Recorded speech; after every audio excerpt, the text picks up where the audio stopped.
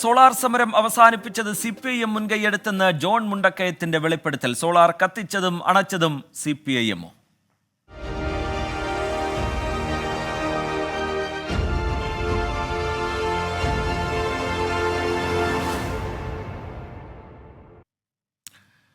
Solar സമരം ഒത്തുതീർപ്പാക്കാൻ മുൻകൈയെടുത്തത് CPIM എന്ന് മുതിർന്ന മാധ്യമപ്രവർത്തകൻ ജോൺ മുണ്ടക്കയത്തിന്റെ വെളിപ്പെടുത്തൽ. CPIM നേതൃത്വത്തിന്റെ നിർദ്ദേശപ്രകാരം മാധ്യമപ്രവർത്തകനും MP-യുമായ ജോൺ ബ്രിട്ടാസ് ഒത്തുതീർപ്പിനായി തന്നെ വിളിച്ചുവെന്ന് ജോൺ മുണ്ടക്കയം 24-നോട് പറഞ്ഞു. സമകാലിക മലയാളം വാരികയിലെ സോളാർ ഇരുണ്ടപ്പോൾ എന്ന ലേഖനത്തിന് പിന്നാലെയാണ് ജോൺ മുണ്ടക്കയത്തിന്റെ വെളിപ്പെടുത്തൽ. ഒത്തുതീർപ്പിനായി CPIM നേതാക്കൾ ക്ലിഫ് ഹൗസിലെത്തിയെന്നും ജോൺ മുണ്ടക്കയം 24-നോട് പറഞ്ഞു. അദ്ദേഹത്തിന്റെ വാക്കുകൾ കേൾക്കാം ആദ്യം. ഞാൻ ചോദിച്ചത് ബ്രിട്ടാസിന്റെ അഭിപ്രായമാണോ അതോ മോളിൽ നിന്നുള്ള തീരുമാനമാണോ എന്ന് ചോദിച്ചത് മോളിൽ നിന്നുള്ള തീരുമാനമാണോ എന്നോട് പറഞ്ഞു. അപ്പൊ ഉമ്മൻചാണ്ടി എന്നോട് അന്നേരം പറഞ്ഞത് കുഞ്ഞാലിക്കുട്ടിയെ ഒന്ന് വിളിച്ച് പറയാമോ സംസാരിക്കാമെന്ന് ചോദിച്ചു. അപ്പൊ ഞാൻ കുഞ്ഞാലിക്കുട്ടിയെ വിളിച്ച് കാര്യം പറഞ്ഞു, ബ്രിട്ടാസ് ഇങ്ങനെ വിളിച്ചോന്ന് പറഞ്ഞു. പിന്നെ എന്താ നടന്നതിനെ കുറിച്ച് അന്ന് എനിക്കറിയില്ലായിരുന്നു. ഞാൻ പിന്നീട് അറിഞ്ഞത് ഇവര് വിളിച്ച് സംസാരിച്ചതും മറ്റു കാര്യങ്ങളും ഒക്കെ പിന്നെ തിരുവഞ്ചൂരൊക്കെ എന്നോട് പറഞ്ഞിരുന്നു. അന്നേരം ഞാൻ ഇത്ര ചെയ്തുള്ളൂ. ഞാനത് ഉമ്മൻചാണ്ടി പറഞ്ഞതനുസരിച്ച് കുഞ്ഞാലിക്കുട്ടിയെ വിളിച്ച് സംസാരിച്ചു. ഇങ്ങനെ ഒരു കാര്യം ബ്രിട്ടാസ് ആവശ്യപ്പെട്ടിട്ടുണ്ടെന്ന്. ബാക്കി കാര്യങ്ങൾ എന്താ നടന്നുള്ളത് അവരാ പറയേണ്ടത്. എന്നാൽ ജോൺ മുണ്ടക്കയത്തിന്റെ വെളിപ്പെടുത്തൽ തള്ളുന്നു ജോൺ ബ്രിട്ടാസ് MP. എന്ത് വിട്ടുവീഴ്ച ചെയ്തും സമരം അവസാനിപ്പിക്കണമെന്നാവശ്യപ്പെട്ട് തിരുവഞ്ചൂർ രാധാകൃഷ്ണനാണ് തന്നെ ബന്ധപ്പെട്ടത്. ചെറിയാൻ ഫിലിപ്പിന്റെ ഫോണിലാണ് തന്നെ വിളിച്ചത്. ജോൺ മുണ്ടക്കയവുമായി താൻ ഒരു ചർച്ചയും നടത്തിയിട്ടില്ല എന്നും ജോൺ ബ്രിട്ടാസ് കണ്ണൂരിൽ പറഞ്ഞു. ഞാൻ പറഞ്ഞല്ലോ, ഞാൻ CPM-ന്റെ പ്രതിനിധിയായിട്ട് പോയതാണ്, മാധ്യമപ്രവർത്തകനായിട്ട് പോയതല്ല എന്ന് പറഞ്ഞല്ലോ. ഞാൻ CPM-ന്റെ ഒരു പ്രവർത്തകനാണ്. ഞാനൊരു മാധ്യമപ്രവർത്തകന്റെ റോളിലല്ല. ഷഫീദ് റാവുത്തർ തിരുവനന്തപുരത്ത് വിവരങ്ങളുമായി ചേരുന്നുണ്ടൊപ്പം തന്നെ സജോ ദേവസ്യ കണ്ണൂരിൽ നിന്ന്, PP ജെയിംസ് പൊളിറ്റിക്കൽ ഡെസ്കിൽ നിന്ന് വിവരങ്ങളുമായി ചേരും. ആദ്യം ഷഫീദ് റാവുത്തറിലേക്കാണ്. ഷഫീദ്, ജോൺ മുണ്ടക്കയത്തിന്റെ വെളിപ്പെടുത്തൽ, അതിന് പിന്നാലെ രൂപപ്പെട്ടിരിക്കുന്ന വലിയ രാഷ്ട്രീയ വിവാദം, നേതാക്കളുടെ കരുതലോടെയുള്ള പ്രതികരണം, ഇപ്പോഴും നമ്മൾ പ്രധാനപ്പെട്ട ചില പ്രതികരണങ്ങൾക്കായി ഈ വിവാദവുമായി ബന്ധപ്പെട്ട് കാത്തിരിക്കുന്ന പശ്ചാത്തലം, ജോൺ മുണ്ടക്കയത്തിന്റെ വിവാദ വെളിപ്പെടുത്തൽ അതേത് തരത്തിലുള്ള ഒരു പൊളിറ്റിക്കൽ ഇമ്പാക്റ്റ് ആണ് കേരളത്തിൽ ഉണ്ടാക്കിക്കൊണ്ടിരിക്കുന്നത്? ഷഫീദ്, അർജിത്ത്, നമുക്കറിയാവുന്ന പോലെ തന്നെ സോളാർ സമരം അത് CPM-നെ സംബന്ധിച്ച് വളരെ നിർണായകമായ ഒരു സമരമായിരുന്നു. മാത്രമല്ല UDF സർക്കാരിന്റെ ബലക്ഷയം കുറച്ചൊരു സമരമായി കൂടി അതിനെ കേരളത്തിന്റെ രാഷ്ട്രീയ ചരിത്രത്തിൽ അടയാളപ്പെടുത്തുന്ന ഒരു സമരത്തിൽ, അണികളെ അപ്പാടെ ഇറക്കി നടത്തിയ ഒരു സമരത്തിൽ വിട്ടുവീഴ്ചയ്ക്ക് CPM നേതൃത്വം തയ്യാറായി എന്നുള്ളൊരു വെളിപ്പെടുത്തൽ ഇപ്പോൾ മുതിർന്ന മാധ്യമപ്രവർത്തകനായ ജോൺ മുണ്ടക്കയം നടത്തിയിരിക്കുന്നു. ഇതിന് പിന്നാലെ സ്വാഭാവികമായും CPM പ്രതിരോധത്തിലാകുമെന്നുള്ള കാര്യത്തിൽ ഒരു തർക്കവും വേണ്ട. പ്രത്യേകിച്ച് ഇന്ന് അന്നത്തെ ആഭ്യന്തരമന്ത്രിയായ തിരുവഞ്ചൂർ രാധാകൃഷ്ണൻ പറയുന്നു ജോൺ മുണ്ടക്കയത്തിന്റെ വെളിപ്പെടുത്തലിലെ ചില പ്രസക്തമായിട്ടുള്ള കാര്യങ്ങൾ അത് സംഭവിച്ചത് തന്നെയാണെന്ന് അദ്ദേഹവും പറയുന്നതിലൂടെ സ്വാഭാവികമായും ഇക്കാര്യത്തിൽ CPM പ്രതിരോധത്തിലാകും. അദ്ദേഹം ഇന്ന് പറഞ്ഞ ഏറ്റവും പ്രധാനപ്പെട്ട കാര്യങ്ങൾ, അതിൽ സോളാർ സമരം ഒത്തുതീർപ്പാക്കാൻ ജോൺ ബ്രിട്ടാസ് തന്നെ ഫോണിൽ വിളിച്ചു. CPM നേതാക്കളുടെ നിർദ്ദേശപ്രകാരമായിരുന്നു ഫോൺ വിളി. ജുഡീഷ്യൽ അന്വേഷണം പത്രസമ്മേളനത്തിലൂടെ പ്രഖ്യാപിച്ചാൽ സമരം അവസാനിപ്പിക്കാമെന്നായിരുന്നു പറഞ്ഞത്. താൻ ഇക്കാര്യം അന്നത്തെ മുഖ്യമന്ത്രിയായിരുന്നു ഉമ്മൻചാണ്ടിയെ വിളിച്ചു പറഞ്ഞതായും ജോൺ മുണ്ടക്കയം വെളിപ്പെടുത്തി. PK കുഞ്ഞാലിക്കുട്ടിയെ വിളിക്കാനായിരുന്നു ഉമ്മൻചാണ്ടിയുടെ നിർദ്ദേശം. പിന്നീട് തിരുവഞ്ചൂർ രാധാകൃഷ്ണൻ ജോൺ ബ്രിട്ടാസിനെയും കോടിയേരി ബാലകൃഷ്ണനെയും വിളിച്ചതായും ജോൺ മുണ്ടക്കയം ലേഖനത്തിൽ പറയുന്നുണ്ട്. CPM നേതാക്കൾ ക്ലിഫ് ഹൗസിലെത്തി ഉമ്മൻചാണ്ടിയെ കണ്ടതായും ജോൺ മുണ്ടക്കയം ഒരു വളരെ ഗുരുതരമായ വെളിപ്പെടുത്തൽ, വളരെ പ്രധാനപ്പെട്ട ഒരു വെളിപ്പെടുത്തൽ അദ്ദേഹത്തിന്റെ പുസ്തകത്തിലൂടെ അദ്ദേഹത്തിന്റെ ലേഖനത്തിലൂടെ നടത്തിയെന്നുള്ളതാണ് ഏറ്റവും ശ്രദ്ധേയമായിട്ടുള്ള കാര്യം. ഇതിന് പിന്നാലെ ജോൺ ബ്രിട്ടാസിന്റെ പ്രതികരണം നമ്മൾ കേട്ടു. അദ്ദേഹം പറഞ്ഞത് അക്കാര്യത്തിൽ CPM ആരെയും സമീപിച്ചിട്ടില്ല, പകരം തിരുവഞ്ചൂർ രാധാകൃഷ്ണനാണ് തന്നെ സമീപിച്ചതെന്ന് തിരിച്ച് പ്രതിരോധം ഉയർത്തുകയാണ് ഇപ്പോൾ ഈ ഘട്ടത്തിൽ ജോൺ ബ്രിട്ടാസ് ചെയ്യുന്ന ഏറ്റവും പ്രധാനപ്പെട്ട കാര്യം. പക്ഷേ കോൺഗ്രസ് ആകട്ടെ അക്കാര്യത്തിൽ നിലവിലിപ്പോൾ വീണ് കിട്ടിയ അവസരത്തെ അത് തങ്ങൾക്കെതിരെയാകാത്ത രീതിയിൽ അനുകൂലമാക്കുക എന്നുള്ളതാണ് സ്വാഭാവികമായും കോൺഗ്രസ് ചെയ്യുന്ന കാര്യം. തിരുവഞ്ചൂർ രാധാകൃഷ്ണൻ ഇതുമായി ബന്ധപ്പെട്ട അദ്ദേഹത്തിന്റെ കാര്യങ്ങൾ അദ്ദേഹം സമ്മതിക്കുന്നു. മാത്രമല്ല അക്കാര്യത്തിൽ നടന്ന ചില കാര്യങ്ങളെക്കുറിച്ചും ഇന്ന് വളരെ വിശദമായി തന്നെ തിരുവഞ്ചൂർ രാധാകൃഷ്ണൻ പ്രതികരിക്കുകയും ചെയ്യുന്ന സാഹചര്യമുണ്ട്. അതേസമയം CPM നേതാക്കൾ ഇന്ന് പ്രതികരിച്ചത് നമ്മൾ കണ്ടതാണ്. അതിൽ ഏറ്റവും പ്രധാനപ്പെട്ട കാര്യം, ഈ ഏതെങ്കിലും തരത്തിൽ ഈ സാധനത്തെ തള്ളി ഇപ്പോൾ രംഗത്തെത്തിയിട്ടുള്ളത് MV ജയരാജനാണ്. ബാക്കി എല്ലാ നേതാക്കളെയും നമ്മൾ വിളിക്കുമ്പോൾ, അവരടക്കം മിക്ക CPM നേതാക്കളെയും നമ്മൾ വിളിക്കുമ്പോൾ അവർ ഇക്കാര്യത്തിൽ പറയുന്ന കാര്യം CPM-ന്റെ സംസ്ഥാന സെക്രട്ടറി, പാർട്ടി സെക്രട്ടറി പ്രതികരിക്കട്ടെ, ശേഷം ഇക്കാര്യത്തിൽ പ്രതികരണം. അപ്പോൾ സ്വാഭാവികമായും CPM ഇക്കാര്യത്തിൽ ഇപ്പോൾ കരുതുന്ന ഒരു കാര്യം, പ്രതികരിക്കുമ്പോൾ പോലും അക്കാര്യത്തിൽ ഒരു ജാഗ്രത പുലർത്തണം. കാര്യം CPM-നെ സംബന്ധിച്ച അണികളിലെ വിശ്വാസ്യതാ പ്രശ്നം അടക്കമുള്ള കാര്യങ്ങൾ സ്വാഭാവികമായും ഉണ്ടാകും. കാരണം വലിയ കൊട്ടിഘോഷിച്ച് തുടങ്ങിയ ഒരു സമരം 1.5 ദിവസം കൊണ്ട് ആ സമരം അവസാനിപ്പിക്കുമ്പോൾ അതിൽ എന്ത് മാജിക്ക് നടന്നു എന്ന് അന്ന് സോളാർ സമരത്തിന്റെ ഏകോപന ചുമതലയുള്ള നേതാക്കളടക്കം അന്ന് ചില അതൃപ്തി ഉണ്ടായിരുന്ന വിവരങ്ങൾ നേരത്തെ പുറത്തു വന്നതാണ്. ഇങ്ങനെ ഒരു വെളിപ്പെടുത്തലിന്റെ കൂടി പശ്ചാത്തലത്തിൽ അതൊരു രാഷ്ട്രീയ ഗതി നിശ്ചയിക്കുന്ന കാര്യങ്ങളിലേക്ക് മാറും. അതുകൊണ്ട് തന്നെ ഇക്കാര്യത്തിൽ പഠിച്ചൊരു പ്രതികരണം മതി എന്നുള്ള ഒരു വിലയിരുത്തലിലേക്കാണ് CPM എത്തിച്ചേർന്നിട്ടുള്ളത്. ഇന്ന് വൈകിട്ട് CPM സംസ്ഥാന സെക്രട്ടറി MV ഗോവിന്ദൻ മാധ്യമങ്ങളെ കാണാനുള്ള സാധ്യതയുണ്ട്. അപ്പോൾ CPMന്റെ ഇക്കാര്യത്തിലെ ഔദ്യോഗിക നിലപാട് നമുക്കറിയാൻ കഴിയും.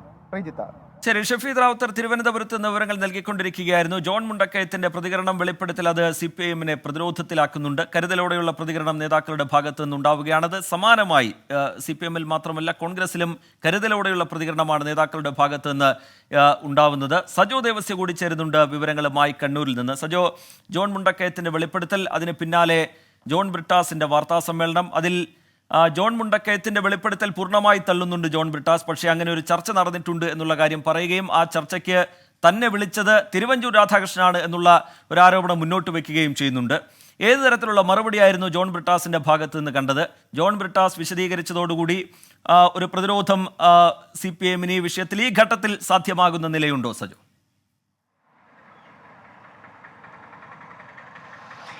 റിജിത്ത്, ജോൺ മുണ്ടക്കയത്തിന്റെ വെളിപ്പെടുത്തൽ എന്നത് CPIM സോളാർ സമരം ഒത്തുതീർപ്പാക്കാൻ മുൻകൈയെടുത്തു, ജോൺ ബ്രിട്ടാസ് ഇടനിലക്കാരനായി അല്ലെങ്കിൽ ചർച്ചകൾക്ക് നേതൃത്വം കൊടുത്തു എന്നതാണ് ആകെ അതിന്റെ ആ ലേഖനത്തിന്റെയും അല്ലെങ്കിൽ അദ്ദേഹത്തിന്റെ വെളിപ്പെടുത്തലിന്റെ ആകെ തുക. അതിൽ ചർച്ച നടന്നിട്ടുണ്ട് എന്ന കാര്യം സ്ഥിരീകരിക്കുന്നു. പക്ഷേ ജോൺ മുണ്ടക്കയത്തിന്റെ വാദങ്ങളെ പൂർണ്ണമായും തള്ളുകയാണ് ജോൺ ബ്രിട്ടാസ് ചെയ്യുന്നത്. കോൺഗ്രസ് അന്നത്തെ ആഭ്യന്തരമന്ത്രിയായിരുന്ന തിരുവഞ്ചൂർ രാധാകൃഷ്ണൻ അല്ലെങ്കിൽ സർക്കാർ തന്നെ, കോൺഗ്രസ് തന്നെയാണ് അക്കാര്യത്തിൽ മുൻകൈ എടുത്തത്. ഇങ്ങനെ ഒരു ചർച്ചയ്ക്ക് വേണ്ടി, അതായത് എന്ത് വിട്ടുവീഴ്ച ചെയ്യാനും തയ്യാറാണ് ഈ സമരം അവസാനിപ്പിക്കാൻ എന്ന നിലയ്ക്ക് ഒരു ഫോൺ കോൾ ലഭ്യമാകുന്നു.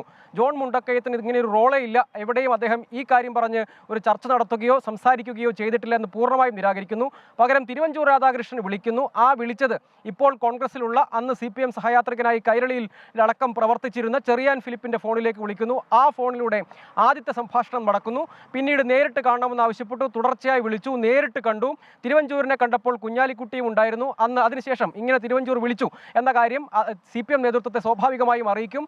അവർ പക്ഷേ എന്തെല്ലാം ആവശ്യങ്ങളാണ് വേണ്ടത് എന്ന കാര്യങ്ങൾ മുന്നോട്ട് വെച്ചു. അത് പ്രധാനമായും ജുഡീഷ്യൽ അന്വേഷണം മുഖ്യമന്ത്രി വാർത്താ സമ്മേളനം നടത്തി പ്രഖ്യാപിക്കണം, പരിഗണനാ വിഷയമായി മുഖ്യമന്ത്രിയുടെ ഓഫീസിനെ ഉൾപ്പെടുത്തണം എന്നതടക്കമുള്ള ആവശ്യങ്ങളായിരുന്നു. ആ ആവശ്യം അത് CPM നേതൃത്വം പറഞ്ഞതോടുകൂടി അത് തിരുവഞ്ചൂരിന്റെ മുന്നിൽ വെച്ചു. പിന്നീട് അന്നത്തെ മുഖ്യമന്ത്രി ഉമ്മൻചാണ്ടിയെയും ജോൺ ബ്രിട്ടാസ് നേരിൽ കണ്ടു എന്ന് അദ്ദേഹം തന്നെ പറയുന്നു. അങ്ങനെ കാണുമ്പോൾ തിരുവഞ്ചൂർ രാധാകൃഷ്ണനും PK കുഞ്ഞാലിക്കുട്ടിയും ഉണ്ടായിരുന്നു. അങ്ങനെ അദ്ദേഹവുമായി സംസാരിച്ചു. പിന്നീട് ആ ആവശ്യങ്ങൾ അംഗീകരിക്കുകയാണ് ചെയ്തത്. അതിനുശേഷം മുഖ്യമന്ത്രി വാർത്താ സമ്മേളനം നടത്തി. പരിഗണനാ വിഷയമായി മുഖ്യമന്ത്രിയുടെ ഓഫീസിനെ ഉൾപ്പെടുത്തിക്കൊണ്ടുള്ള ക്യാബിനറ്റ് തീരുമാനം 2 ദിവസത്തിന് ശേഷം വരികയും ചെയ്തു. ആ അർത്ഥത്തിൽ സമരം വിജയമായിരുന്നു. ബാക്കി കാര്യങ്ങൾ വിശദീകരിക്കേണ്ടത് CPIM നേതൃത്വമാണ്.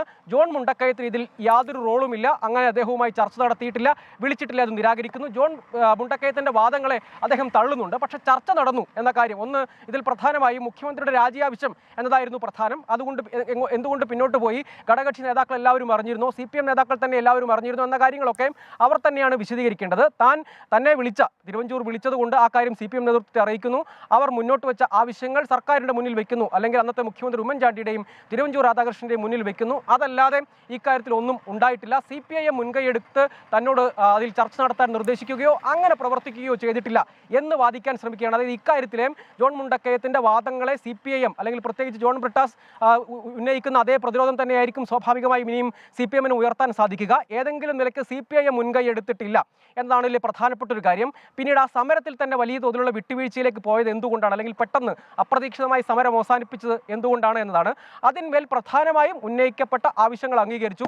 അതിന്റെ റിസൾട്ട് പിന്നീട് ഉണ്ടായി. അതായത് പിന്നീട് തിരഞ്ഞെടുപ്പ് നടന്നു, LDF ഗവൺമെന്റ് ഉണ്ടായി. അത് ഭാവിയിൽ അതിന്റെ റിസൾട്ട് ഉണ്ടാവുകയും ചെയ്തു എന്ന നിലയ്ക്ക് കണക്ട് ചെയ്യാനാണ് ജോൺ ബ്രിട്ടാസ് ശ്രമിച്ചത്. അതേ പ്രതിരോധം തന്നെയായിരിക്കും ഒരുപക്ഷേ ഇക്കാര്യത്തിൽ CPM നേതൃത്വത്തിന് ഉന്നയിക്കാൻ ഉണ്ടാവുക. എന്തുകൊണ്ട് ആ സമരത്തിന്റെ അടിസ്ഥാന മുദ്രാവാക്യത്തിൽ തന്നെ വിട്ടുവീഴ്ച ചെയ്തു എന്നതടക്കമുള്ള ചോദ്യങ്ങളാണ്. അതിൽ പ്രധാനമായും ഈ ലേഖനത്തിൽ തന്നെ ജോൺ മുണ്ടക്കയം പറയുന്നത് പ്രകൃതിയുടെ വിളിയും കൂടി ഉണ്ടായിരുന്നു എന്നതായിരുന്നു. പക്ഷേ അങ്ങനെയുള്ള പ്രതിസന്ധി കൂടി ഉണ്ടായിരുന്നു എന്ന് വേണമെങ്കിൽ ജോൺ ബ്രിട്ടാസിന്റെ വാർത്താ സമ്മേളനത്തിലെ പ്രധാനപ്പെട്ട ഒരു ഭാഗം അത് മുഖ്യമന്ത്രിയെ കണ്ടിരുന്നു എന്ന് വിശദീകരിക്കുന്ന ഭാഗമാണ്. ക്ലിഫ് ഹൗസിൽ കണ്ടിരുന്നു എന്ന് വിശദീകരിക്കുന്ന ഭാഗം. അതിന്റെ പശ്ചാത്തലം അത് കൂടുതലായി ബ്രിട്ടാസ് വിശദീകരിച്ചത് എങ്ങനെയാണ് സജു?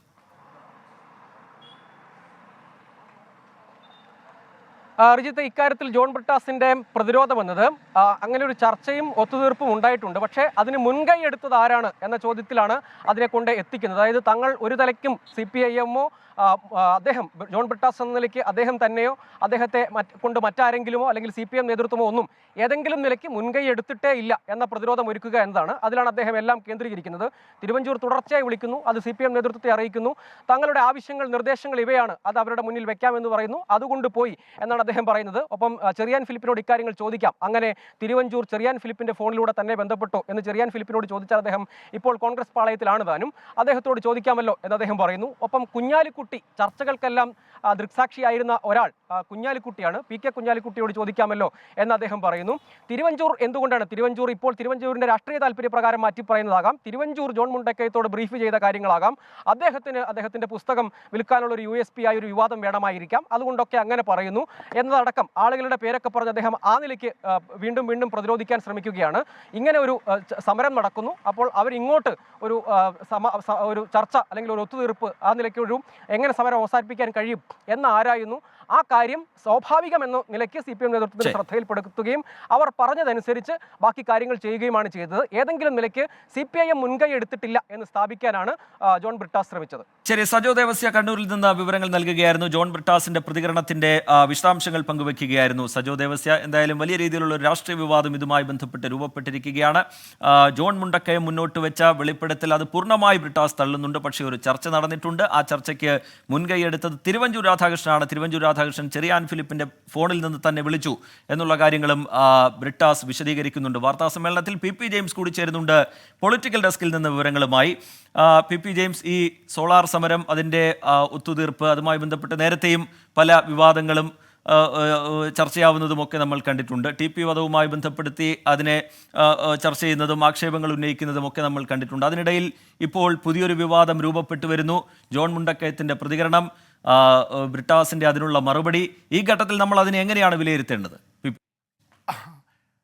ഇതേക്കുറിച്ച് പറയുമ്പോൾ ജോൺ മുണ്ടക്കയവും ജോൺ ബ്രിട്ടാസും ഞാൻ തിരുവനന്തപുരത്ത് 10-20 വർഷത്തിലേറെ 25ഓളം വർഷം വർക്ക് ചെയ്ത സമയത്ത് ഞങ്ങൾ ഒരുമിച്ച് പ്രവർത്തിച്ചവരാണ്. രണ്ടുപേരും എൻ്റെ അടുത്ത സുഹൃത്തുക്കളാണ്. ആര് പറയുന്നത് ശരി, ആര് പറയുന്നത് തെറ്റ് എന്നുള്ളതിലേക്ക് ഞാൻ കടക്കുന്നില്ല. പക്ഷെ ഒരു കാര്യം എനിക്കറിയാം, ജോൺ മുണ്ടക്കയം ആയിട്ട് ആ ദിവസങ്ങളിൽ ദിനം പ്രതി സംസാരിച്ചു കൊണ്ടിരുന്നൊരു മാധ്യമപ്രവർത്തകനാണ്. ജോൺ മുണ്ടക്കയം ഈ കാര്യം എന്നോട് പറഞ്ഞിട്ടുണ്ട്. ബ്രിട്ടാസ് വിളിച്ചു എന്നുള്ളതും ഉമ്മൻചാണ്ടിയോട് സംസാരിച്ചതും തിരുവഞ്ചൂർ ഇടപെട്ടതും കുഞ്ഞാലിക്കുട്ടിയായിട്ടുള്ള സംസാരം അടക്കമുള്ള കാര്യങ്ങളൊക്കെ ജോൺ മുണ്ടക്കയം പറഞ്ഞിട്ടുണ്ട്. ഇനിയിപ്പോൾ ജോൺ മുണ്ടക്കയം അതിൻ്റെ പേരിൽ നുണ പറയേണ്ട കാര്യമില്ല. ജോൺ മുണ്ടക്കയത്തിനെ സംബന്ധിച്ചിടത്തോളം നേരത്തെ മനോരമയുടെ ബ്യൂറോ ചീഫായിരുന്നു. മനോരമയിൽ നിന്ന് ഇറങ്ങി അധികം റിട്ടയേർഡാണ്. ഈ ഒരു സമയത്ത് ജോൺ മുണ്ടക്കയത്തിന് അങ്ങനെ ഒരു ഭാവനയിലൊരു കഥ കൊണ്ടുവരേണ്ട കാര്യമില്ലെന്നാണ് എനിക്ക് തോന്നുന്നത്. പക്ഷേ ഒപ്പം തന്നെ ജോൺ ബ്രിട്ടാസിനെ സംബന്ധിച്ചിടത്തോളം ജോൺ ബ്രിട്ടാസ് CPM പാർട്ടിയുടെ ഭാഗമാണ്, രാജ്യസഭയുടെ MP ആണ്. സ്വാഭാവികമായിട്ടും പാർട്ടിയുടെ പല രഹസ്യങ്ങളും കാത്തു സൂക്ഷിക്കേണ്ട കടമ ജോൺ ബ്രിട്ടാസിനുണ്ട്. അതുകൊണ്ട് ബ്രിട്ടാസിനെ നമുക്ക് കുറ്റപ്പെടുത്താനാവില്ല.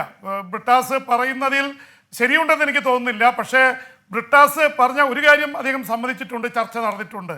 എൻ്റെ അറിവനുസരിച്ച് ജോൺ മുണ്ടക്കയത്തിനെയാണ് ബ്രിട്ടാസ് ആദ്യം വിളിച്ചത്. ജോൺ മുണ്ടക്കയമാണ് ഇത് ഉമ്മൻചാണ്ടിയുമായിട്ടും അതുപോലെ തന്നെ കുഞ്ഞാലിക്കുട്ടിയുമായി സംസാരിക്കുന്നത്. തിരുവഞ്ചൂരുമായി സംസാരിച്ചതോ എനിക്കറിയില്ല. ഇത്രയും കാര്യങ്ങൾ എനിക്കറിയാം.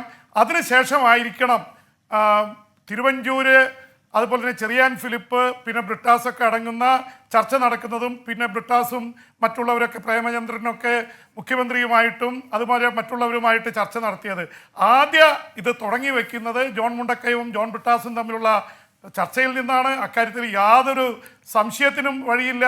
പിന്നെ അതിൽ ഞാൻ ബ്രിട്ടാസിനെ കുറ്റപ്പെടുത്തുന്നില്ല. അപ്പോൾ ബ്രിട്ടാസ് എന്നെ ചോദിച്ചപ്പോൾ പ്രതികരിക്കുന്നില്ലെന്നാണ് ആദ്യം പറഞ്ഞത്. എത്രയോ സമയത്തിന് ശേഷം പാർട്ടിയുമായി ആലോചിച്ചിട്ടാണ് ബ്രിട്ടാസ് ഈ മറുപടി നൽകുന്നത്. അതുകൊണ്ട് ബ്രിട്ടാസിനെ കുറ്റപ്പെടുത്തേണ്ടതില്ല. അദ്ദേഹം രാജ്യസഭാ MP ആണ്. അപ്പോൾ അദ്ദേഹം മാധ്യമപ്രവർത്തകനല്ല. അദ്ദേഹം ഒരു രാഷ്ട്രീയ പാർട്ടിയുടെ ഭാഗമാണ്. അദ്ദേഹത്തിന് ആ നിലപാട് പറഞ്ഞേ പറ്റൂ. ഞാൻ അദ്ദേഹത്തെ കുറ്റപ്പെടുത്താനും ഉദ്ദേശിക്കുന്നില്ല. പക്ഷെ ഇതിൽ സത്യം എനിക്ക് തോന്നുന്നു ജോൺ മുണ്ടക്കയത്തിൻ്റെ ഭാഗത്താണ്. ജോൺ മുണ്ടക്കയത്തെ കഴിഞ്ഞ 30 വർഷമായിട്ട് എനിക്കറിയാം. അദ്ദേഹം അങ്ങനെ ഒരു നുണ പറയുന്ന ആളല്ല, പറഞ്ഞ കാര്യങ്ങൾ ഉറച്ചു നിൽക്കുന്ന ആളാണ്. പിന്നെ പാർട്ടിയുടെ പരിമിതിക്കുള്ളിൽ നിന്നുകൊണ്ട് ഒരുപക്ഷെ ബ്രിട്ടാസിനെ അങ്ങനെ പറയേണ്ടി വന്നേക്കാം. അതുകൊണ്ട് ബ്രിട്ടാസിനെയും ഞാൻ കുറ്റപ്പെടുത്തുന്നില്ല. എന്നാലും ഒരു കാര്യം, രണ്ടുപേരും ഒളിക്കുന്ന അല്ലെങ്കിൽ ഒരുപക്ഷെ പറയാൻ തെളിവുകളില്ല എന്ന് പറയുന്നത് അന്ന് കാലത്തെ ഏറ്റവും വലിയ ചർച്ചാ വിഷയം എന്തുകൊണ്ട് സെറ്റിൽ ചെയ്തു? 2 കാര്യം മാത്രം നോക്കിയാൽ മതി.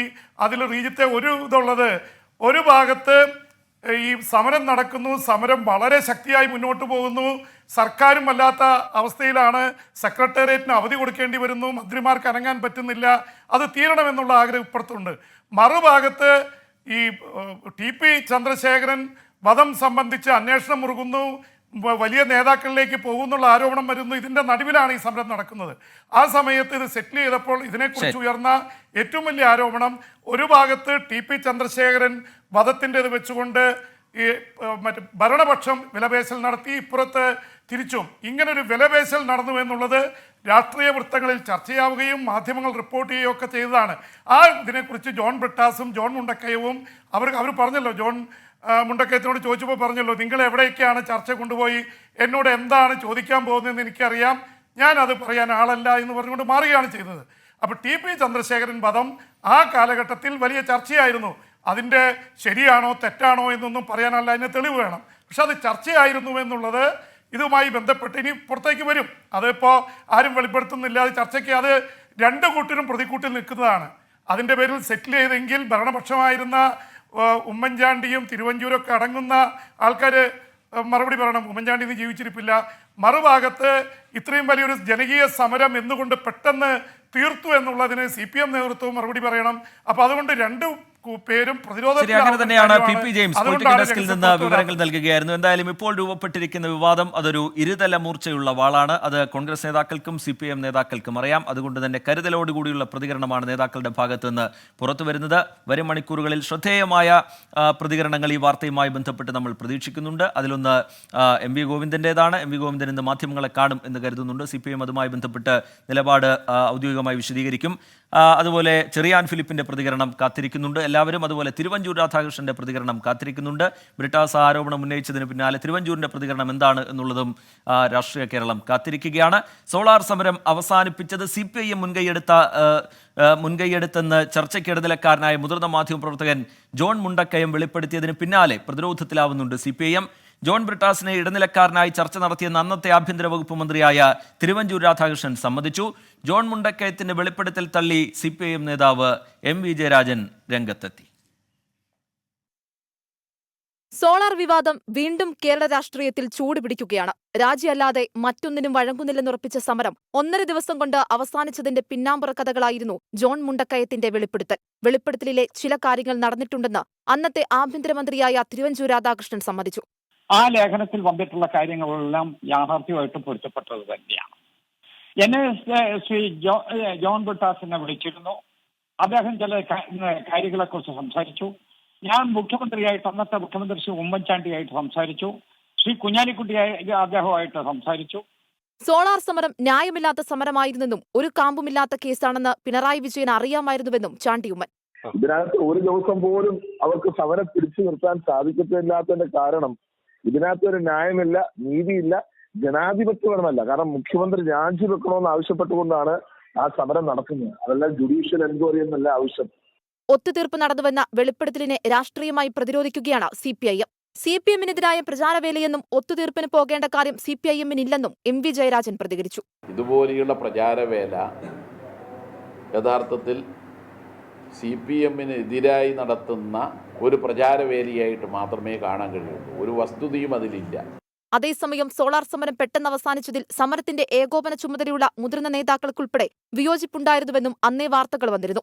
അണികളെ ഇറക്കി സെക്രട്ടേറിയറ്റ് വളഞ്ഞുള്ള സമരം ഒത്തുതീർപ്പാക്കിയെന്ന വെളിപ്പെടുത്തൽ പാർട്ടി പ്രവർത്തകരോട് CPIM എങ്ങനെ വിശദീകരിക്കുമെന്നതാണ് നിർണായകം. 24 തിരുവനന്തപുരം. ഗുഡ് ആഫ്റ്റർനൂണിലേക്ക് വീണ്ടും. പന്തീരാങ്കാവ് ഗാർഹിക പീഡന കേസിൽ പ്രതിക്കായി blue corner notice.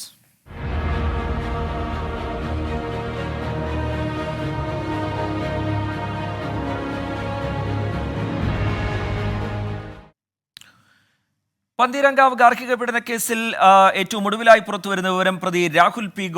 ഗോപാലിന്റെ കൂട്ടാളിയുടെ arrest രേഖപ്പെടുത്തിയെന്നുള്ളതാണ്. P. രാജേഷാണ് അറസ്റ്റിലായത്. രാഹുലിനെ രാജ്യം വിടാൻ സഹായിച്ചത് രാജേഷ് എന്ന് പോലീസ് കണ്ടെത്തിയിട്ടുണ്ട്.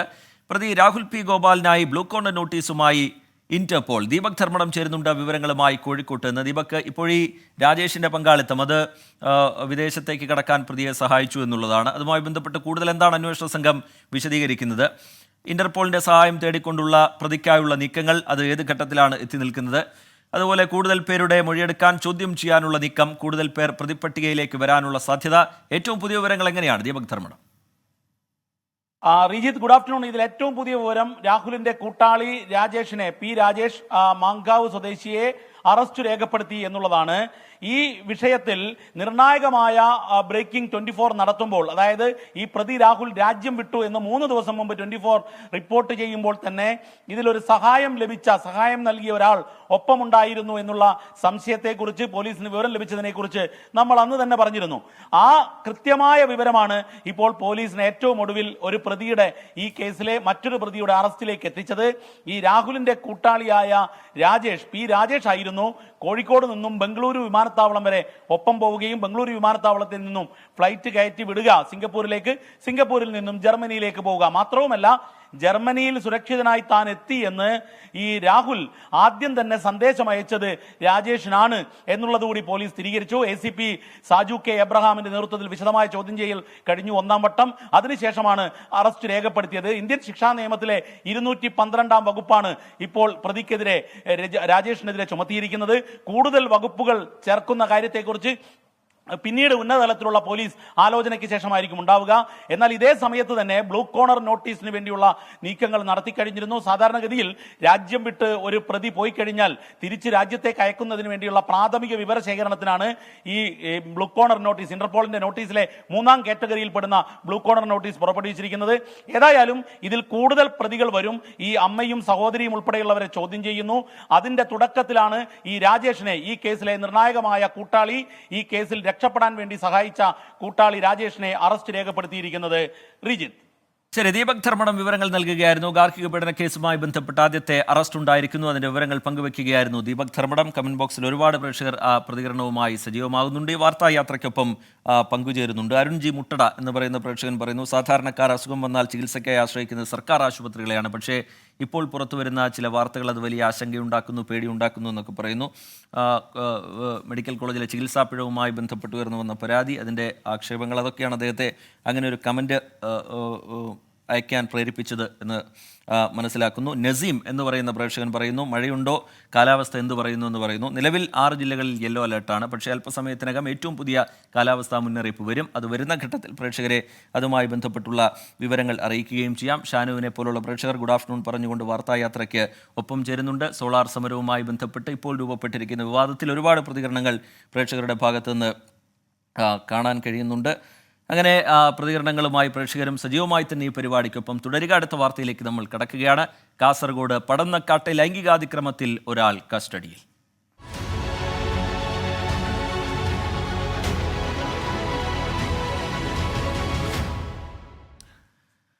കാസർഗോഡ് പടന്നക്കാട്ട് 8 വയസ്സുകാരിയെ തട്ടിക്കൊണ്ടുപോയി ലൈംഗികാതിക്രമം നടത്തിയ കേസിൽ പ്രതിയാരെന്ന് ഉറപ്പിക്കാതെ പോലീസ്. CCTV ദൃശ്യങ്ങൾ പരിശോധിച്ചിട്ടും വ്യക്തത വരുത്താൻ കഴിയാത്തതാണ് അന്വേഷണ സംഘത്തെ കുഴയ്ക്കുന്നത്. പോലീസ് സംശയാസ്പദമായി കസ്റ്റഡിയിലെടുത്ത യുവാവിന്റെ രക്തസാമ്പിളുകൾ DNA പരിശോധനയ്ക്ക് അയച്ചു. 10 വയസ്സുകാരിയെ തട്ടിക്കൊണ്ടുപോയ കേസിൽ 200 CCTVകളും 400-ലേറെ വീടുകളും പരിശോധിച്ചെങ്കിലും പ്രതിയെക്കുറിച്ചുള്ള ആധികാരിക വിവരങ്ങൾ ലഭിക്കാത്തതാണ് പോലീസിനെ കുഴക്കുന്നത്. കുട്ടിയെ തട്ടിക്കൊണ്ടുപോയതായി പറയുന്ന സമയത്ത് സമീപത്തെ വീട്ടിൽ നിന്ന് ലഭിച്ച CCTV ദൃശ്യങ്ങൾ പുറത്തുവന്നു. ദൃശ്യങ്ങളിൽ വ്യക്തതയില്ലെന്നും പ്രതിയാരെന്ന് ഇപ്പോൾ പറയാൻ കഴിയില്ലെന്നും അന്വേഷണ സംഘം. ലഹരിമരുന്ന് കേസുകളിൽ ഉൾപ്പെടെ പ്രതിയായ പടന്നക്കാട് സ്വദേശിയായ യുവാവിനെ പോലീസ് കസ്റ്റഡിയിലെടുത്ത് ചോദ്യം ചെയ്തു വരികയാണ്. ഇയാളുടെ രക്തസാമ്പിളുകൾ അന്വേഷണ സംഘം DNA പരിശോധനയ്ക്ക് അയച്ചു. കാഞ്ഞങ്ങാട് DYSP VV ലതീഷിന്റെ നേതൃത്വത്തിൽ 26-അംഗ സംഘമാണ് കേസ് അന്വേഷിക്കുന്നത്. ജില്ലാ പോലീസ് മേധാവി P ബിജോയും നോർത്ത് DIG തോംസൺ ജോസും അന്വേഷണ പുരോഗതി വിലയിരുത്തി. 24 കാസർഗോഡ്. കാലാവസ്ഥയുമായി ബന്ധപ്പെട്ട വിവരങ്ങൾ ചില പ്രേക്ഷകർ ചോദിച്ചിരുന്നു. അതിലേക്കാണ് നമ്മൾ കടക്കുന്നത്. സംസ്ഥാനത്ത് മഴ കനക്കും എന്നുള്ളതാണ് മുന്നറിയിപ്പ്. ഇന്ന് 10 ജില്ലകളിൽ മഴ മുന്നറിയിപ്പുണ്ട്. മലപ്പുറം, വയനാട് ജില്ലകളിൽ ഓറഞ്ച് അലർട്ട് പ്രഖ്യാപിച്ചിരിക്കുകയാണ്. 8 ജില്ലകളിൽ യെല്ലോ അലർട്ട് പ്രഖ്യാപിച്ചിട്ടുണ്ട്. അടുത്ത തിങ്കൾ ചൊവ്വ ദിവസങ്ങളിൽ സംസ്ഥാനത്ത് അതിതീവ്ര മഴയ്ക്ക് സാധ്യതയുണ്ട് എന്നും കേന്ദ്ര കാലാവസ്ഥാ വകുപ്പ് മുന്നറിയിപ്പ് നൽകുന്നുണ്ട്. അലക്സ് റാം മുഹമ്മദ് തിരുവനന്തപുരത്ത് നിന്ന് വിവരങ്ങളുമായി ചേരുകയാണ്. അലക്സ്, മലപ്പുറം, വയനാട് ജില്ലകളിൽ ഓറഞ്ച് അലർട്ട് ഉണ്ട്. കാലാവസ്ഥാ മുന്നറിയിപ്പ് എങ്ങനെയാണ്? ജില്ലകൾക്കുള്ള നിർദ്ദേശം ഏത് തരത്തിലാണ്? അലക്സ്. റിജിത്ത്, പൊതുജനങ്ങൾ ശ്രദ്ധിക്കേണ്ടതുണ്ട്, ജാഗ്രത പുലർത്തേണ്ടതുണ്ട് എന്ന് തെളിയിക്കുന്ന പ്രവചനമാണ് കേന്ദ്ര കാലാവസ്ഥാ വകുപ്പ് നൽകുന്നത്. സംസ്ഥാനത്ത് അടുത്ത ദിവസങ്ങളിൽ കനത്ത മഴയ്ക്കുള്ള സാധ്യതയാണ് കേന്ദ്ര കാലാവസ്ഥാ വകുപ്പ് പ്രവചിക്കുന്നത്. പ്രത്യേകിച്ച് ഈ അടുത്ത 3 ദിവസങ്ങളിൽ അങ്ങിങ്ങ് ശക്തമായ മഴ ലഭിക്കും. ഒറ്റപ്പെട്ട ഇടങ്ങളിൽ ശക്തമായ മഴയോ അതിശക്തമായ മഴയ്ക്കോ സാധ്യതയുണ്ടെന്നാണ് കേന്ദ്ര കാലാവസ്ഥാ വകുപ്പിന്റെ പ്രവചനം. ഇന്ന് 10 ജില്ലകളിൽ മഴ മുന്നറിയിപ്പ് നൽകിയിട്ടുണ്ട്. അതിൽ തന്നെ മലപ്പുറത്തും വയനാടും ഓറഞ്ച് അലർട്ടാണ് പ്രഖ്യാപിച്ചിരിക്കുന്നത്. അതിശക്തമായ മഴയ്ക്കുള്ള സാധ്യതാ മുന്നറിയിപ്പാണ് മലപ്പുറത്തും വയനാടും നൽകിയിരിക്കുന്ന ഓറഞ്ച് അലർട്ട്. തിരുവനന്തപുരം, കൊല്ലം, പത്തനംതിട്ട, ഇടുക്കി, പാലക്കാട്, കോഴിക്കോട്, കണ്ണൂർ, കാസർഗോഡ് ജില്ലകളിൽ ഇന്ന് യെല്ലോ അലർട്ട് പ്രഖ്യാപിച്ചിട്ടുണ്ട്. സമാനമായി പാലക്കാടും മലപ്പുറത്തും നാളെ ഓറഞ്ച് മുന്നറിയിപ്പ് നൽകിയിട്ടുണ്ട്.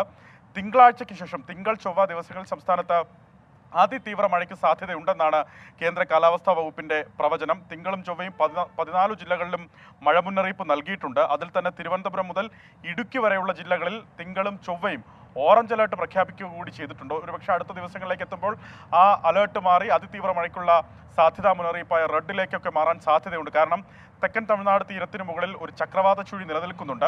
അതുകൊണ്ട് തന്നെ തെക്കു പടിഞ്ഞാറൻ കാറ്റ് കേരളത്തിന് അനുകൂലം, അല്ലെങ്കിൽ കേരളത്തിലേക്ക് ശക്തമായി വീശുന്നതാണ് ഇത്തരത്തിൽ വേനൽ മഴ സജീവമാകാനും ശക്തമാകാനും കാരണമെന്നാണ് കേന്ദ്ര കാലാവസ്ഥാ വകുപ്പ് അറിയിക്കുന്നത്. കേന്ദ്ര കാലാവസ്ഥാ വകുപ്പിന്റെ പ്രവചന പ്രകാരം മെയ് 31-നാണ് കാലവർഷം കേരളത്തിലേക്ക് എത്തിച്ചേരും എന്ന് പറഞ്ഞിട്ടുള്ളത്. പക്ഷേ അതിനു മുമ്പ് തന്നെ വേനൽ മഴ അതിതീവ്രമായി മാറുന്നു എന്ന മുന്നറിയിപ്പാണ് നൽകുന്നത്. ഉച്ചയ്ക്ക് ശേഷം മലയോര മേഖലയിൽ കാര്യമായ ജാഗ്രത പുലർത്തേണ്ടതുണ്ട്, തുടരേണ്ടതുണ്ട്. കാരണം മലയോര മേഖലയിൽ മഴ കനക്കാൻ സാധ്യതയുണ്ട്. അത് കേരളത്തിലെമ്പാടും മലയോര മേഖലയിൽ ആ ജാഗ്രത തുടരണം. അതുപോലെ തന്നെ തീരവുമായി ബന്ധപ്പെട്ട തെക്കൻ കേരള തീരത്തും അതുപോലെ ലക്ഷദ്വീപ് തീരത്തും ശക്തമായ കാറ്റിനും മോശം കാലാവസ്ഥയ്ക്കും സാധ്യതയുള്ളതിനാൽ മത്സ്യബന്ധനത്തിന് വിലക്ക് ഏർപ്പെടുത്തിയിട്ടുണ്ട്. കേരള തീരത്തും തെക്കൻ തമിഴ്നാട് തീരത്തും ഉയർന്ന തിരമാലയ്ക്കും കടലാക്രമണത്തിനും കൂടി സാധ്യതയുണ്ട്. പ്രീജിത്ത്, ശരി, വളരെ പ്രധാനപ്പെട്ട വിവരങ്ങളാണ് അലക്സ് റാം മുഹമ്മദ് പങ്കുവച്ചത്. അപ്പോഴെല്ലാവരും കാലാവസ്ഥയുമായി ബന്ധപ്പെട്ടുള്ള മുന്നറിയിപ്പ് ഓർത്തുവെക്കുക. ഇനി ഇപ്പോഴത്തെ കാലാവസ്ഥയിലേക്കാണ്. അതിലേക്ക് ഇപ്പോഴത്തെ കാലാവസ്ഥ സമർപ്പിക്കുന്നത് Berger paints 100 years of trust.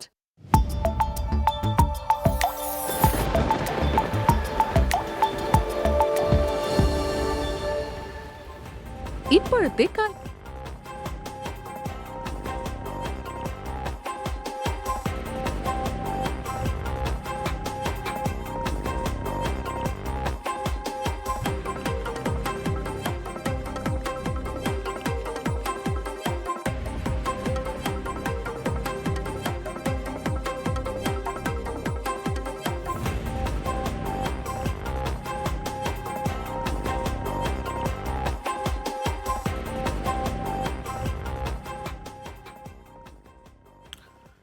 ഒടുവിലായി പുറത്തുവരുന്ന ചില വിവരങ്ങൾ കൂടി പ്രേക്ഷകരെ അറിയിക്കാം. അത് തൃശ്ശൂരിൽ 5 വയസ്സുകാരന് മരുന്ന് മാറി നൽകിയെന്നുള്ള പരാതി.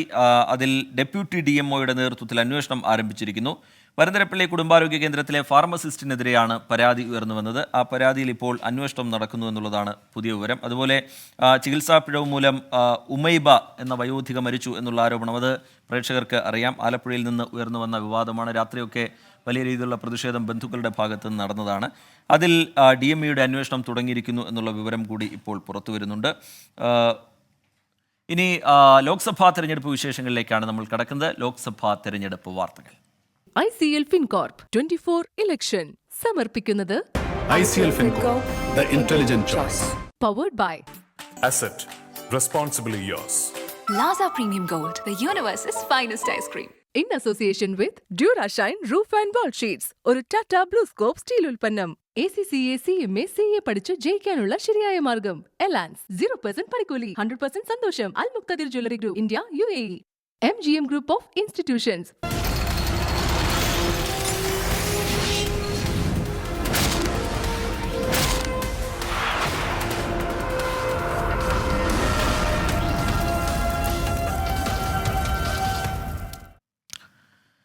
പ്രതിപക്ഷ നേതാക്കളുടെ പ്രസംഗത്തിൽ സെൻസർഷിപ്പുമായി ദൂരദർശനും ഓൾ ഇന്ത്യ റേഡിയോയും. CPIM ജനറൽ സെക്രട്ടറി സീതാറാം യെച്ചൂരിയുടെയും ഫോർവേഡ് ബ്ലോക്ക് നേതാവ് G ദേവരാജന്റെയും പ്രസംഗത്തിലെ പരാമർശങ്ങൾ തെരഞ്ഞെടുപ്പ് കമ്മീഷന്റെ നിർദ്ദേശപ്രകാരം നീക്കി. വർഗീയ സ്വേച്ഛാധിപത്യ സർക്കാർ, മുസ്ലിം എന്നീ പരാമർശങ്ങളാണ് ഒഴിവാക്കിയിരിക്കുന്നത്. കമ്മീഷന്റേത് ജനാധിപത്യ വിരുദ്ധവും ഏകാധിപത്യപരവുമായ നടപടിയെന്ന് G ദേവരാജൻ 24-നോട് പറഞ്ഞു. ലോക്സഭാ തെരഞ്ഞെടുപ്പിൽ പാർട്ടികൾക്ക് വോട്ടഭ്യർത്ഥിക്കാൻ അനുവദിച്ച സമയത്തിലാണ് സീതാറാം യെച്ചൂരിയുടെയും G ദേവരാജന്റെയും പ്രസംഗത്തിൽ ഓൾ ഇന്ത്യ റേഡിയോയുടെയും ദൂരദർശന്റെയും സെൻസർഷിപ്പ്. പ്രസംഗത്തിൽ നിന്ന് വർഗീയ സ്വേച്ഛാധിപത്യ ഭരണം, കാടൻ നിയമങ്ങൾ, മുസ്ലിം എന്നീ വാക്കുകൾ ഒഴിവാക്കാനാണ് ഇരുവരോടും ആവശ്യപ്പെട്ടത്. നേതാക്കളുടെ പ്രസംഗം റെക്കോർഡ് ചെയ്യുന്നതിന് മുൻപാണ് വാക്കുകൾ ഒഴിവാക്കണമെന്ന് ആവശ്യം ഉന്നയിച്ചത്. CAA വിഷയത്തിൽ മുസ്ലിം എന്ന് പരാമർശിക്കാതെ എങ്ങനെ പ്രസംഗിക്കാൻ കഴിയുമെന്ന് ജി ദേവരാജൻ 24-നോട്. ഇങ്ങനൊരു വാക്കേ ഉപയോഗിക്കാൻ പാടില്ല എന്ന് പ്രതിപക്ഷത്തോട് ആവശ്യപ്പെടുകയും അതേസമയം പ്രധാനമന്ത്രിയും BJP നേതാക്കന്മാരുമൊക്കെ രാജ്യമാസകലം ഹിന്ദുവെന്നും മുസ്ലിമെന്നുമുള്ള പദപ്രയോഗം നടത്തുകയും അങ്ങേയറ്റം വിഷലിപ്തമായ പ്രചാരണം നടത്തുകയും ചെയ്തിട്ട് അതിനെതിരെ നടപടി ഉണ്ടാവുന്നുമില്ല. തെരഞ്ഞെടുപ്പ് കമ്മീഷന്റെ മാർഗനിർദ്ദേശങ്ങൾ പ്രകാരമാണ് നടപടിയെന്നാണ് വിശദീകരണം. മുൻപ് മുഖ്യമന്ത്രിമാരുടെ പ്രസംഗങ്ങളിലും തിരുത്തലുകൾ വരുത്തിയിട്ടുണ്ടെന്നും അതിനാൽ ഈ നടപടിയിൽ അസ്വാഭാവികതയില്ലെന്ന് പ്രസാർ ഭാരതി അറിയിച്ചു. പ്രധാനമന്ത്രി തെരഞ്ഞെടുപ്പ് പ്രചരണ വേദികളിൽ വിദ്വേഷ പ്രസംഗം ആവർത്തിക്കുന്നതിൽ പ്രതിപക്ഷം പരാതി നൽകി കമ്മീഷന്റെ ഇടപെടലിനായി കാത്തിരിക്കുമ്പോഴാണ് പ്രസംഗത്തിലെ വെട്ടൽ. നേരത്തെ ദൂരദർശന്റെ ലോഗോ കാവ്യാക്കി മാറ്റിയ നടപടിക്കെതിരെ കടുത്ത വിമർശനം ഉയർന്നിരുന്നു. 24 ഡൽഹി. ക്നാനായ യാക്കോബായ മെത്രോപ്പൊലിത്തയെ സസ്പെൻഡ് ചെയ്തു. ബിഷപ്പ് കുര്യാക്കോസ് മാർ സേവറിയോസിനെതിരെയാണ് നടപടി. പാത്രിയാർക്കീസിനെതിരെ നിലപാടുകൾ സ്വീകരിച്ചതിനെ തുടർന്നാണ് പാത്രിയാർക്കീസ് ബാവ നടപടിയെടുത്തത്. മെത്രോപ്പൊലിത്തയെ അനുകൂലിച്ച് പള്ളിമുറ്റത്ത് ഒരു വിഭാഗം വിശ്വാസികൾ പ്രതിഷേധിക്കുകയാണ്. ടോബി ജോൺസൺ ചേരുന്നുണ്ട് വിവരങ്ങളുമായി കോട്ടയത്ത് നിന്ന്. ടോബി, ഇങ്ങനെയൊരു നടപടിക്ക് കാരണമായത് എന്താണ്? ഇപ്പോൾ നടക്കുന്ന പ്രതിഷേധം, അതിൻ്റെ വിവരങ്ങളും ടോബി.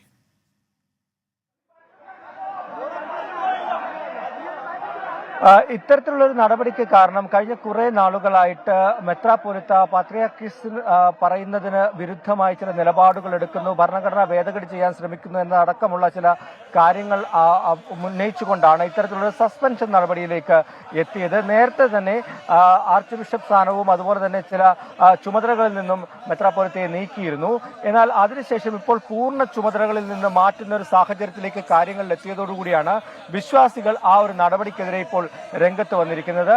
ഇത്തരത്തിൽ മെത്രാപ്പൊലിത്തയെ മാറ്റുന്നത് ശരിയല്ല എന്നുള്ളൊരു നിലപാടാണ് ഇവിടെ കൂടിയിരിക്കുന്ന ഓരോ ആളുകൾക്കും പറയാനുള്ളത്. അതുകൊണ്ട് തന്നെ ആ വന്ന വിശ്വാസികളെ എല്ലാം അനുനയിപ്പിക്കാനുള്ള ഒരു ശ്രമമാണ് ഇപ്പോൾ മെത്രാപ്പൊലിത്ത തന്നെ നേരിട്ട് ഇറങ്ങി ഇപ്പോൾ നടത്തിക്കൊണ്ടിരിക്കുന്നത്.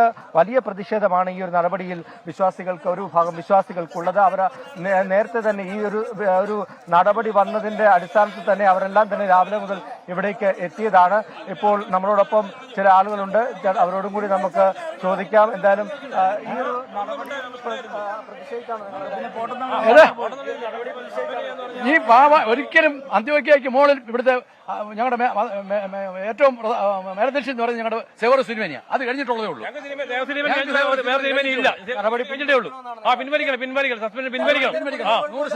ആർച്ച് ബിഷപ്പ് ആയപ്പോൾ ഞങ്ങൾ പ്രതികരിച്ചില്ല. പറഞ്ഞത് എന്താണ് ഇന്ന് പറഞ്ഞതിനാ? ഇന്നലെ അസോസിയേഷൻ നടത്താൻ പറഞ്ഞിട്ട് ഇപ്പോഴല്ലേ പറഞ്ഞ സസ്പെൻഡ് ഞങ്ങൾ സസ്പെൻഡ് പിൻവലിക്കണം. ഞങ്ങൾക്ക് ഒരു തിരുമേനിയേ ഉള്ളൂ, സേവർ തിരുമേനി മാത്രമേ ഉള്ളൂ. ഞങ്ങൾക്ക് തിരുമേനിയേ ഉള്ളൂ. ഞങ്ങൾക്ക് 4 തിരുമേനിമാരിൽ ഏറ്റവും വലിയ തിരുമേനി ഞങ്ങൾക്ക് ഇതാ. ഈ തിരുമേനി കഴിഞ്ഞിട്ടുള്ള കാര്യമുള്ളൂ ഇവിടെ. ബാക്കി 3 എണ്ണത്തിന് ഞങ്ങൾക്ക് വേണമെന്നില്ല. അംഗീകരിക്കത്തില്ല. ആ സമയം കഴിഞ്ഞു. ഒരു പാത്രി കേസ് ആണെങ്കിൽ അങ്ങനെ ഇന്നലെ പറഞ്ഞ വാക്ക് ഇന്ന് മാറത്തില്ല. അതാണ് പാത്രി കേസ്. എന്തായാലും ആ ഒരു നടപടി, സസ്പെൻഷൻ നടപടി പ്രതിഷേധിച്ചുകൊണ്ടാണ് വിശ്വാസികൾ ഇവിടെ കൂടിയിരിക്കുന്നത്. എന്തായാലും അവരുടെ അസോസിയേഷന്റെ പ്രതിനിധികളെല്ലാം തന്നെ എത്തിയിട്ടുണ്ട്. അവർ ഒരു യോഗം ചേരാനുള്ള തീരുമാനമുണ്ട്. ഇപ്പോൾ മെത്രാപ്പൊലിത്ത നേരിട്ടെത്തി വിശ്വാസികൾ സമാധാനമായി നിൽക്കണം, ആ ഒരു നടപടി പുനഃപരിശോധിക്കാനുള്ള ഒരു കാര്യവും കൂടി ആ ഒരു സസ്പെൻഷൻ ഇറക്കിക്കൊണ്ടുള്ള ആ ഒരു ഉത്തരവിലുണ്ട്. അതുകൊണ്ട് തന്നെ ഇത് പുനഃപരിശോധിക്കാനുള്ള നടപടികൾ അതിനുവേണ്ടിയുള്ള കാര്യങ്ങളിലേക്ക് കടക്കുമെന്നാണ് മെത്രാപ്പൊലിത്തയും ഇപ്പോൾ പറഞ്ഞിരിക്കുന്നത്. എന്തായാലും കഴിഞ്ഞ കുറെ നാളുകളായിട്ടുള്ള ഒരു പ്രശ്നമാണ് സഭയ്ക്കുള്ളിൽ, ക്നാനായ യാക്കോബായ സഭയ്ക്കുള്ളിലുള്ള ഒരു പ്രശ്നം തന്നെയായിരുന്നു. എന്തായാലും ആ ഒരു വിഷയത്തിൽ ചില നടപടികൾ നേരത്തെ എടുത്തിരുന്നു. ആർച്ച് ബിഷപ്പ് സ്ഥാനത്ത് നിന്ന് ഒഴിവാക്കുന്ന ഒരു സാഹചര്യം ഉണ്ടായി. അതിനുശേഷം പൂർണ്ണ ചുമതലകളിൽ നിന്നും മെത്രാപ്പൊലിത്തയെ മാറ്റുന്ന ഒരു സാഹചര്യം ഉണ്ടായ ഘട്ടത്തിലാണ് വിശ്വാസികൾ ഇത്തരത്തിൽ സംഘടിച്ച് ആ ഒരു നടപടിക്കെതിരെ, ഉത്തരവിനെതിരെ ഇപ്പോൾ രംഗത്ത് വന്നിരിക്കുന്നത്. ടോബി, ഇങ്ങനെ പള്ളിമുറ്റത്ത് വിശ്വാസികളെത്തി വലിയ രീതിയിലുള്ള പ്രതിഷേധമൊക്കെ നടത്തുന്ന സാഹചര്യം, അതിനെ സഭാ നേതൃത്വം കാണുന്നത് എങ്ങനെയാണ്? ഈ പ്രതിഷേധങ്ങൾക്ക് പിന്നാലെ ഒരു പുനരാലോചനയ്ക്ക് സഭാ നേതൃത്വം തയ്യാറെടുക്കുന്നുണ്ടോ? അങ്ങനെ സൂചനകളുണ്ടോ ടോബി?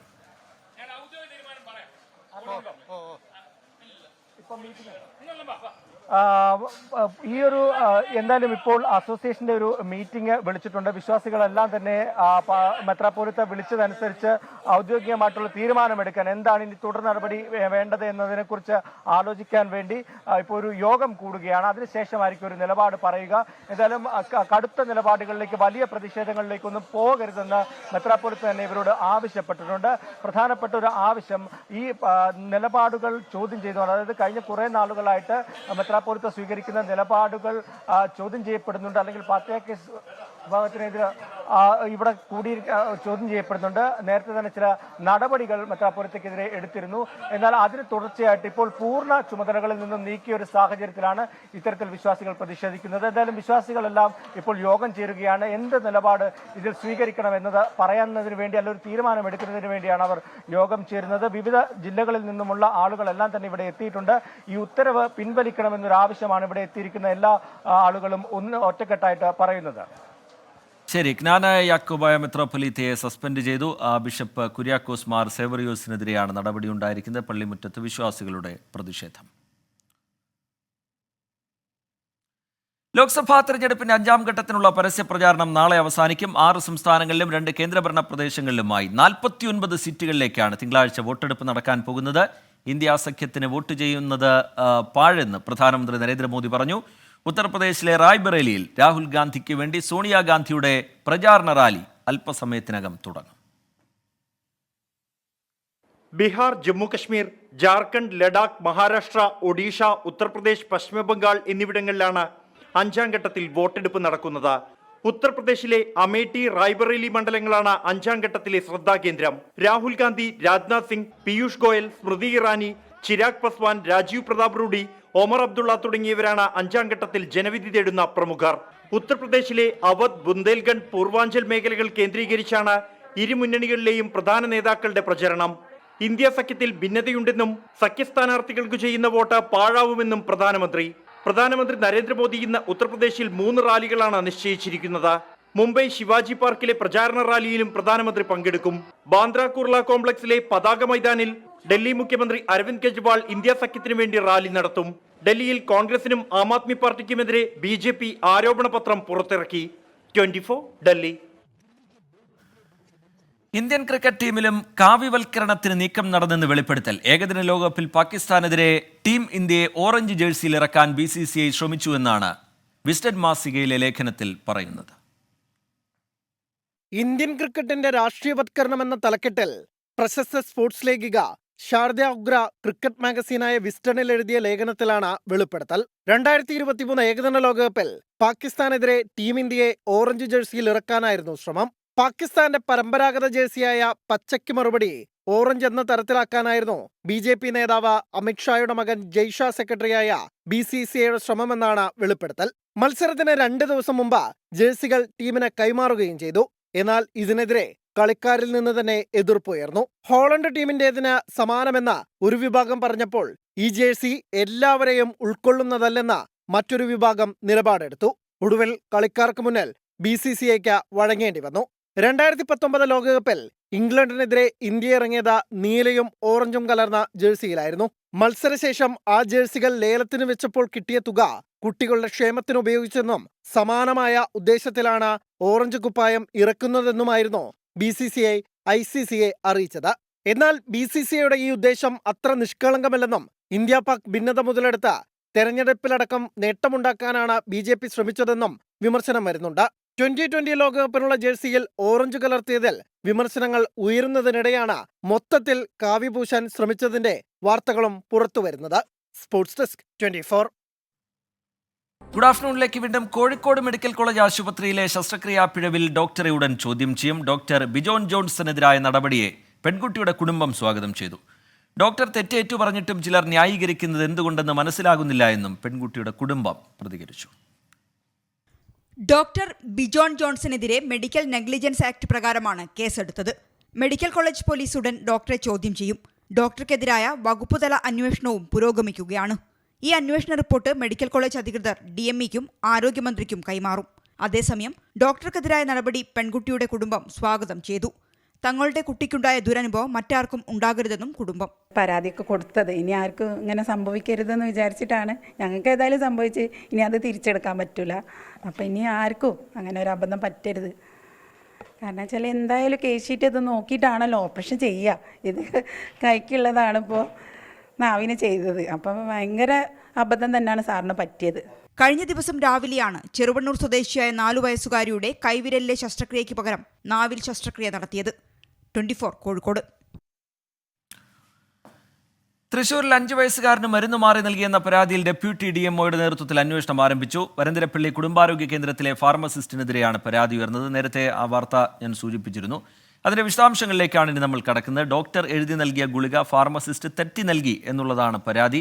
സൂരജ് സജി ചേരുന്നുണ്ട് വിവരങ്ങളുമായി തൃശൂരിൽ നിന്ന്. സൂരജ്, വിശദാംശങ്ങൾ.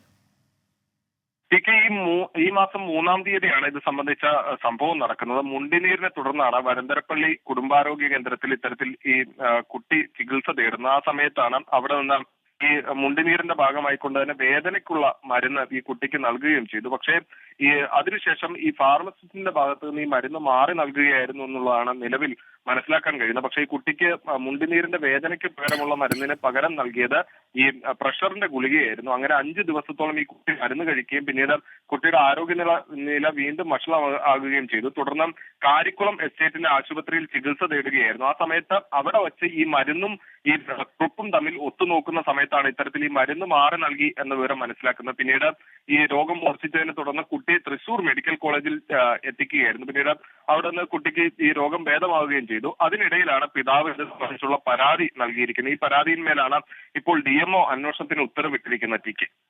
ശരി, സൂരജ് സജി വിവരങ്ങൾ നൽകുകയായിരുന്നു തൃശൂരിൽ നിന്ന്. ആലപ്പുഴ മെഡിക്കൽ കോളേജിൽ ചികിത്സാ പിഴവിനെ തുടർന്ന് വയോധിക മരിച്ചെന്ന പരാതിയിൽ DME അന്വേഷണം ആരംഭിച്ചു. മരിച്ച ഉമൈബയുടെ മകൻ നിയാസിൽ നിന്ന് മൊഴിയെടുത്തു. സംഭവത്തിൽ കോളേജ് സൂപ്രണ്ട്, പ്രിൻസിപ്പൽ എന്നിവരുടെ മൊഴിയും രേഖപ്പെടുത്തും. മനീഷ് മഹിബാൽ വിവരങ്ങളുമായി ചേരുന്നുണ്ട് ആലപ്പുഴയിൽ നിന്ന്. മനീഷ്, ഈ അന്വേഷണത്തിന്റെ ഭാഗമായുള്ള തുടർ നടപടികൾ എങ്ങനെയാണ്? ശ്രീജിത്ത്, നേരത്തെ ഷിബിന എന്ന യുവതി മരിച്ച സംഭവത്തിൽ ആഭ്യന്തര റിപ്പോർട്ട് സമർപ്പിച്ചിരുന്നു. പക്ഷേ ആഭ്യന്തര റിപ്പോർട്ട് പിന്നെ ന്യൂനപക്ഷ കമ്മീഷൻ തള്ളി. പക്ഷേ ഈ കേസിൽ ആഭ്യന്തരമായിട്ടുള്ള ഡോക്ടർമാരുടെ സംഘം മാത്രമല്ല അന്വേഷിക്കുന്നത്. DME കൂടെ, അതായത് മെഡിക്കൽ വിദ്യാഭ്യാസ ഡയറക്ടർ കൂടി ആലപ്പുഴ മെഡിക്കൽ കോളേജിൽ എത്തിയിട്ടുണ്ട്. ഈ ഉമൈബയുടെ മരണവുമായി ബന്ധപ്പെട്ട് മകൻ നിയാസിന്റെ മൊഴി എടുത്തിട്ടുണ്ട്. ഒപ്പം തന്നെ ചികിത്സാ രേഖകൾ കൈമാറാൻ നിർദ്ദേശം നൽകി 1 മണിക്കൂറിനുള്ളിൽ എഴുതി തയ്യാറാക്കിയ പരാതി കൈമാറും. ഒപ്പം തന്നെ കോളേജ് സൂപ്രണ്ട് അബ്ദുൾ സലാമിന്റെയും ഒപ്പം തന്നെ പ്രിൻസിപ്പലിന്റെയും മൊഴിയെടുക്കും.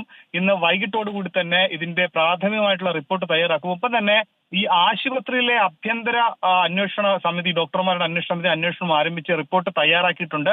ഈ റിപ്പോർട്ട് കൂടി ഇന്ന് ഈ DMEയുടെ മുൻപിൽ വെക്കും. അത് ഈ ആശുപത്രിയിൽ തന്നെ കാർഡിയോളജി വിഭാഗം മേധാവി ഡോക്ടർ വിനയകുമാർ ചെയർമാനായ സംഘമാണ് ഇത് അന്വേഷിക്കുന്നത്.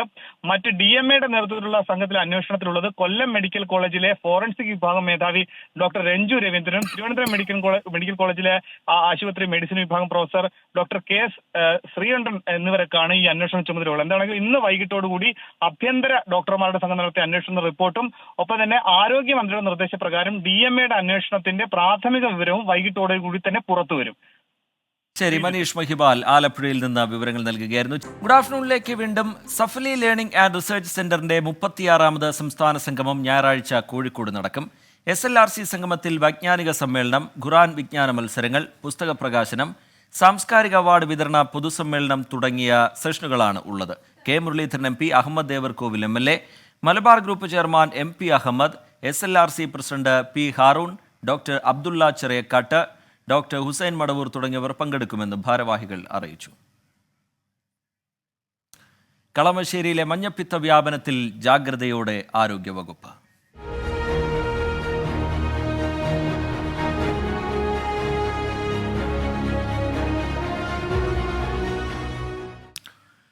വേങ്ങൂരിന് പിന്നാലെ കളമശ്ശേരി നഗരസഭയും മഞ്ഞപ്പിത്ത ഭീതിയിൽ. ഒരാഴ്ചക്കിടെ രോഗം സ്ഥിരീകരിച്ചത് 28 പേർക്കാണ്.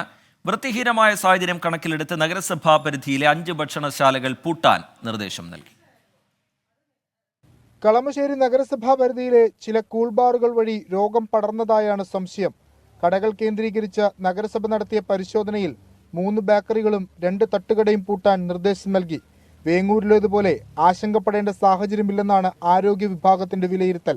ജലസ്രോതസ്സുകൾ വൃത്തിയാക്കാനുള്ള നടപടികൾ ആരംഭിച്ചു.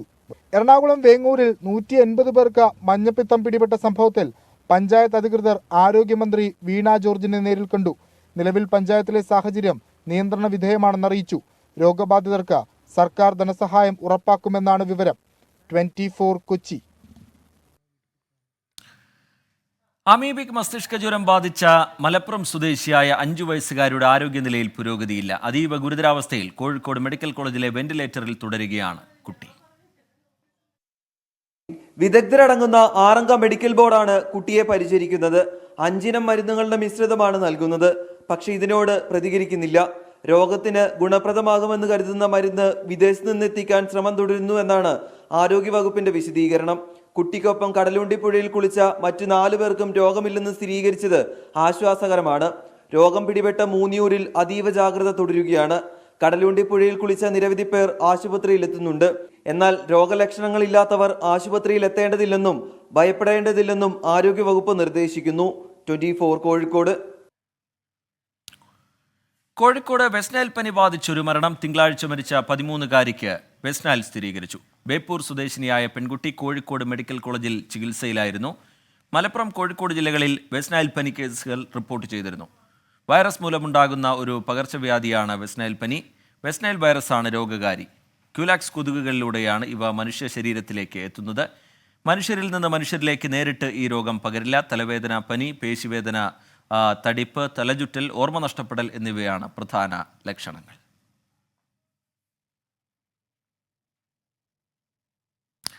ഇന്നത്തെ ഗുഡ് ആഫ്റ്റർനൂണിന്റെ സമയം ഇവിടെ പൂർത്തിയാവുകയാണ്.